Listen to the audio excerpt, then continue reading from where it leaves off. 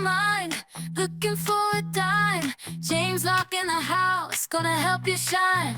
All right, welcome everyone. Welcome to the Poole Locke YouTube channel. I'm James Locke. Today, we're gonna answer 2 more Ask James questions of the day. First question is from Brandon. He says, I'm in my 30s. Most of my money is in my 401k. I'm really interested in doing it yourself, DIYing my investments, because I don't have a lot saved at this point. What do you recommend?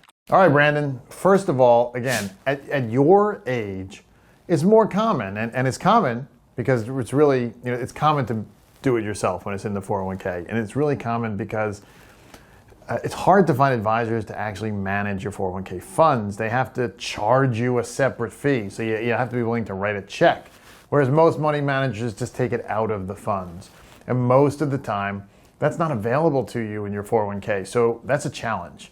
So yes, you get stuck doing it yourself. But what you want to do at that stage is, you want to do well, right? And if you screw it up, it's okay, but not you don't want to cause any real big problems. So the best thing is to really diversify, be diversified. You want your age, in your 30s, as long as you have the risk tolerance for it, you should probably be 100% in the stock market. And I won't say exactly set it and forget it, but create an allocation, walk away, don't look at it every day. It's just going to drive you crazy because when you're saving at your stage of life, you dollar cost average. You're buying more shares when the market is down, fewer shares when the market is up. So the dips actually help you. So how do you do that? It's important to go to the different stock funds that are in there and look and see. You might have some large company funds. They're called large cap for large cap capitalization. You might have smaller company funds, small cap for small capitalization. You might have some international, and you probably want to do some large cap, small cap, international, probably more toward the large. Just that you're not being overly aggressive, but mix. You'll mix it. Give yourself a good mix, a good diversification. Then the next thing is get reports. Right? There's a lot of places you can get free reports and they give you information that ranks the funds. So look at some of the long-term histories. Don't just look at the short term. If you look at that, they did well over the last year, guess what? You could be buying high, right? You could be ready for a dip. So look at the long-term histories and do they have a good, solid long-term history? And if they do, fine. Now, while growth is important at your age, don't completely ignore income-generating investments. Consider allocating a small portion, 10 to 15%, to dividend-paying stocks or funds. These can provide a steady income stream that you can reinvest, helping to accelerate your portfolio growth over time. Look for companies with a history of consistent dividend payments and growth. So pick the best funds in each category, maybe 2 in each of the 3 categories. Go ahead, buy, and then only make minor adjustments as rebalances as the market conditions allow. Remember, as you get closer to retirement, you'll want to gradually shift more towards income-generating investments, but for now, focus on growth while keeping an eye on building that income foundation. So I hope that helps you start your DIY, do-it-yourself investing journey with a solid, diversified approach. Now that is an awesome question.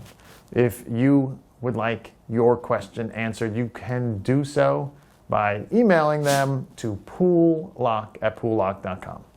Moving on. Our second question is from James. Great name. I always love it. Whenever I get a question from a James. I don't love managing my own money, but I've done a good job of it so far. I plan to retire in 10 years. I'm pretty sure about this. Should I continue to do it myself in retirement? Okay, so maybe you have to retire, do the retirement yourself. You can't find anybody to do it for you. So it's got to be, you got to do the investing part, James. So yes, again, I think you have to really consider the amount of time spent doing this. And you have to realize too, do you like doing it? And do you have the propensity to do it, right? If you're somebody who wasn't mathematical, maybe better at history and math, then maybe you might have done well in the accumulating years, but you might not do as well in the income years of being a credit analyst, right? You've got to be somebody who's reasonably left-brained with a little bit of right-brain component. You can't be totally left-brained, which is why even a lot of engineers really aren't that good at managing their money later in life. But here's what you have to realize. The skills that got you through your accumulation years are different from the skills that will get you through your income years. What do I mean? Well, think about offensive and defensive coordinators in football, right? There are different skill sets. So if you're an offensive coordinator and you're all of a sudden, promoted to head coach and you need to find somebody, the first position you're probably going to fill is defensive coordinator, right? Because short term, you could run, you could be the head coach, you could be the offensive coordinator. You've done that with your eyes closed your entire life. But now you're not wired like a defensive coordinator. You're wired like an offensive guy, right? So now you've got to find that defensive person. And that's the biggest reason why a lot of people, as they get into transition years, really should make a change, because they're simply not wired to do both. Very few people are good at both offense and defense. So essentially, unless you are the Deion Sanders of investing, then you probably want to consider looking for some help. Now, when it comes to investing for income and retirement, it's a whole different ballgame. You need to focus on preserving capital while generating a steady income stream. This might involve a mix of dividend-paying stocks, bonds, REITs, and perhaps some annuities. You'll need to understand things like yield, interest rate risk, and how to create a sustainable withdrawable strategy. It's not just about picking winning stocks anymore.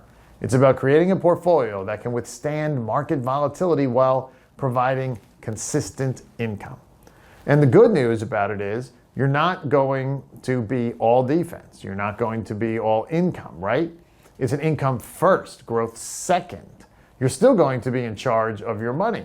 You can hire a good income specialist. You can be the head coach. You can still be the offensive coordinator, but you bring the income specialist in as a good defensive coordinator. Consider this.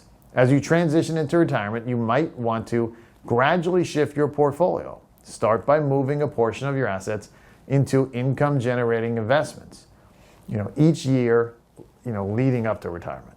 This could help you get comfortable with the new strategy while still maintaining some growth potential. Remember, investing for income doesn't mean completely abandoning growth. You'll likely need some growth to keep up with inflation over a potentially long retirement. The key is finding the right balance, which can be tricky to manage on your own. That's why I believe my best advice is to consider bringing in a professional who specializes in retirement income strategies. They can help you navigate this new phase of your financial life, ensuring you have a steady income stream while keeping an eye on long-term growth. This approach allows you to kind of leverage your past success while adapting to the new challenges of retirement investing. Thanks for the awesome question. And if you'd like to send in your question, you can do so by emailing them to us at poollocke@poollocke.com. If you like what you heard today, go ahead and like and subscribe to our channel. I'm James Locke, your retirement income source. We'll see you next time. Money on my mind, looking for a dime. James Locke in the house, gonna help you shine. Retirement is near, don't you live in fear. Listen up, my friend, let me make it clear. Savings in the bank.